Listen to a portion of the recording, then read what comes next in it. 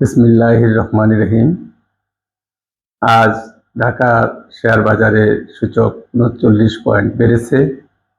লেনদেন হয়েছে ৫৬৯ কোটি টাকা। ২২৫টি শেয়ারের দাম বেড়েছে এবং ১৪৯টি শেয়ারের দাম কমেছে। ৫৮টি শেয়ারের দাম অপরিবর্তিত ছিল। ৩৯ পয়েন্ট সূচক বাড়লেও পোর্টফোলিওর মূল্য কিন্তু বাড়েনি।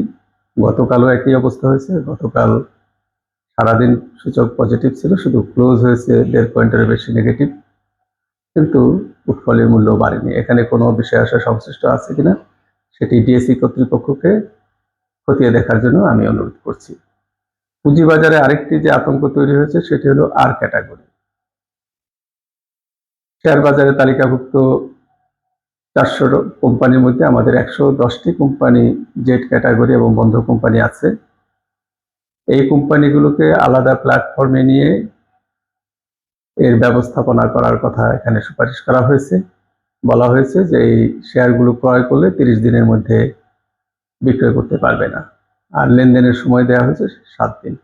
আমি মনে করি এটি বাস্তবায়িত হলে ভালো হবে। এই যে ৩০ দিন বিক্রয় করা যাবে না, অর্থাৎ এই ৩০ দিন কিন্তু শুধু ক্রয় হবে। এক নাগারে শেয়ার ক্রয় করা হলে শেয়ারের দাম কিন্তু অনেক বেড়ে যাবে।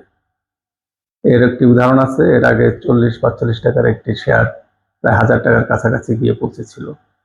তদ্রূপ সারা মাস ধরে শুধু ক্রয় হবে, কোনো বিক্রয় হবে না, তাতে শেয়ারের দাম কয়েক গুণ বেড়ে যাবে। বরং এই আলাদা প্ল্যাটফর্মে যদি এই জেড ক্যাটাগরি শেয়ারগুলোকে আর ক্যাটাগরিতে নিয়ে ব্যবস্থাপনা করা হয়, সেটি শেয়ার হোল্ডার এবং বিনিয়োগকারীদের জন্য ভালো হবে। সুতরাং এটি বাজারের জন্য ভালো হবে, এতে বিনিয়োগকারীদের আতঙ্কিত হওয়ার কিছু নেই। আরেকটি বিষয় হলো যে আমাদের শেয়ার বাজারে মৌলভিত্তির কোম্পানির বেশ অভাব আছে, যার ফলে বাজার শক্তিশালী করা যাচ্ছে না। আজ মাননীয় অর্থ উপদেষ্টা তিনি রাষ্ট্রায়ত্ত যে সকল কোম্পানিগুলো শেয়ার আছে সেগুলো শেয়ার বাজার তালিকাভুক্তির জন্য বৈঠকে বসেছে। 10টি কোম্পানির সরকারি শেয়ার বাজার তালিকাভুক্ত করা হবে। এছাড়া বহুজাতিক আরও কিছু কোম্পানি তালিকাভুক্ত হবে, সেই প্রক্রিয়া চলমান আছে। এরকম মোট প্রায় 15টি কোম্পানি। আমি সেই 15টি কোম্পানির নাম বলছি।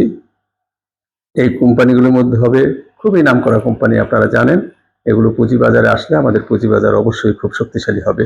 এর মধ্যে আছে Unilever Bangladesh, Karnaphuli fertilizer, Synovia pharma PLC, Novartis Bangladesh, Syngenta Bangladesh, Nestle Bangladesh, Paschimanchal gas company, north west power generation, BR power generation, Sylhet gas fields, Barapukuria কয়লা খনি company, Jalalabad gas transmission and distribution, Karnaphuli gas company, সাধারণ বীমা কর্পোরেশন এবং জীবন বীমা কর্পোরেশন।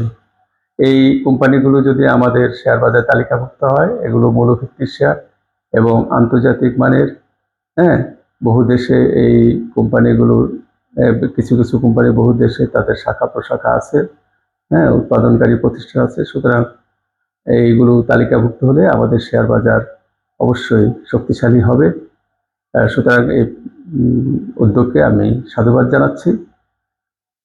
আরেকটি কথা হলো, এই যে গত কয়েকদিন আগে 9টি কোম্পানিকে এ ক্যাটাগরি এবং বি ক্যাটাগরির কোম্পানিকে জেড ক্যাটাগরিতে নিয়ে যাওয়া হয়েছে, যার ফলে আরেকটি আতঙ্ক তৈরি হয়েছে। এটি আতঙ্কিত হওয়ার মতো এখন আর নেই, কারণ এই কোম্পানিগুলো এখন তাদের যে অ্যানুয়াল জেনারেল মিটিং এজিএম সেটি আহ্বান করার প্রক্রিয়া অনেক কোম্পানি শুরু করেছে। যেমন বিচ হ্যাচারি তাদের বোর্ড সভা আহ্বান করেছে, এখান থেকে এজিএম অনুষ্ঠানের সিদ্ধান্ত নেওয়া হবে। বিগত দুদিন এই শেয়ারগুলো বামে হল্টেড ছিল, অর্থাৎ বায়ার পাওয়া যাচ্ছিল না। আজ থেকে এদের বায়ার পাওয়া শুরু হয়ে গেছে। গতকালই বায়ার পাওয়া শুরু হয়ে গিয়েছিল। বায়ার পাওয়া যাওয়াতে প্রায় এই কোম্পানিগুলোর শেয়ারের দাম প্রায় 5% বেড়েছে।